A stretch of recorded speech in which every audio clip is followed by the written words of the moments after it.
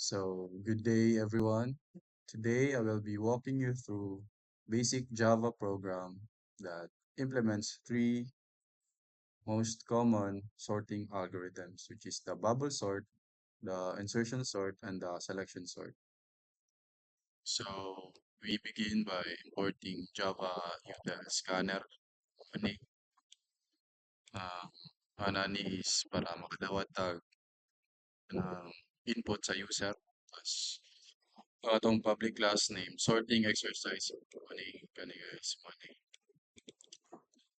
So ang kani, diri naka-store ang atong overall diri sa public class.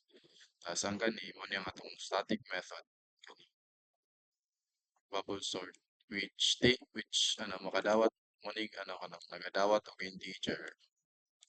Tapos, nagadawat og integer as array, as an input. Tapos, nag-hold sa length of array, kani. So, kani mo ang ato ang outer loop, kani. For in I equals 0, I is less than 10, minus 1, I, then increment. Next is ang atuang outer, ang atuang inner loop. Ano itong inner loop na ano.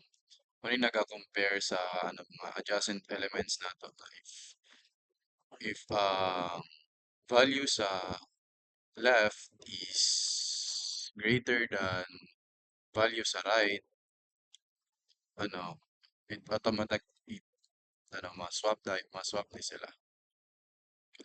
If ang value sa right, I mean value sa left is greater than value sa right. So, so mo niya nga itong temporary variable, then maning maning gigamit nato para pa maning gamit nato na variable to perform the swap between the two elements. Next, we define another static method. So, like bubble sort, it takes an array of integers and stores its length in n calls array.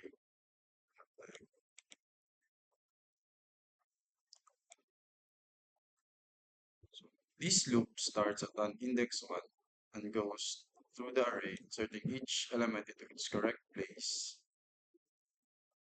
in the already sorted portion of the array. Then, owning current elements of key. Here is the current element key is taken and compared with the elements before it. The variable j represents the index of the previous element.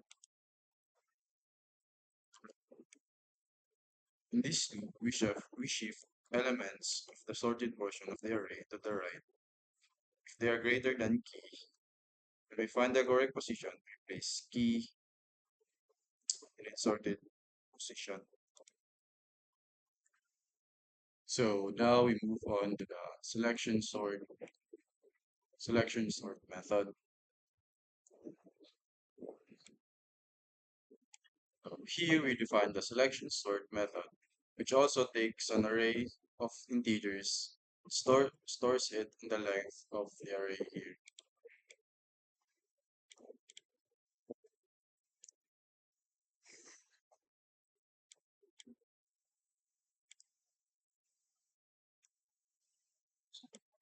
In this order, we go through the array starting at index 0 for each iteration.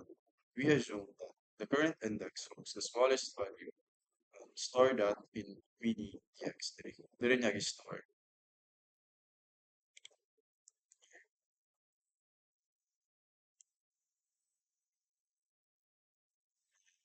In this inner loop, we compare the element at mini dx with the remaining mean index with the remaining elements of the array. If we find a smaller element, we update this. We update this that element's index on here. After finding the smallest element in the unsorted part, we swap it with the element at the current index. effectively growing a sorted portion of the array.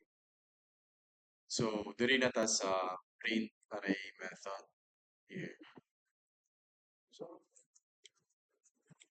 the this method, print array, takes the arrays and prints each element on the same line, separated by spaces. After printing, it moves on to the next line. So here we have the main method. Mali ang entry point sa program. Tapos, scanner object para makatig sa ano, user input. Tapos, okay. So, we prompt the user to input a list of numbers, read the input as a string, and then split it into array of strings. We also create an integer array to store the parsed numbers. Here, so kaninga loop, we nag-convert each string in the inputs array into an integer and stores it in the integer array R. Diri niya store.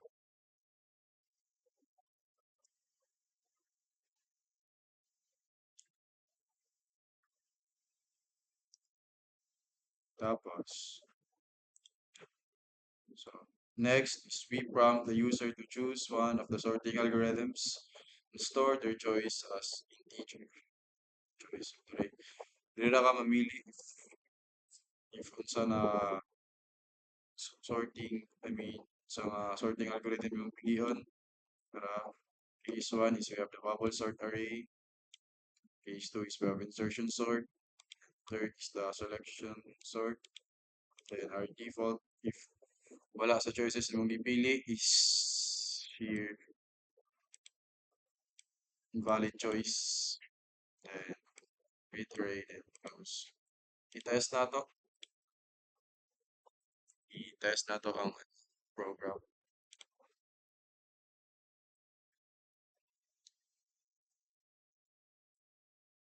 So here, maglista og numbers nga ato ang i-sort. Example is 23, 45, 12, 76, 34, na.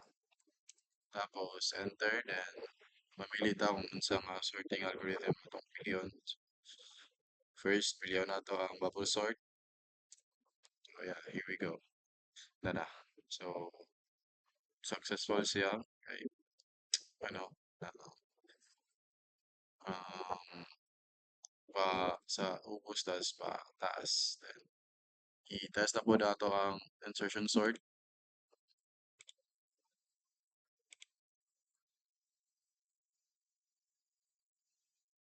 Test about the insertion sort. 45, 36, here, test po nato, no? Sa ang atong insertion sort. Tara, insertion sort. So, yeah, ano lang. Try na po natong last one. 4, 56, 78, 98. Test natong selection sort. So yeah, functional lang ato ang program. O atong ano, walkthrough sa ato ang Java program. Ano yung ano, resorting algorithms. Yeah, that's all. Thank you.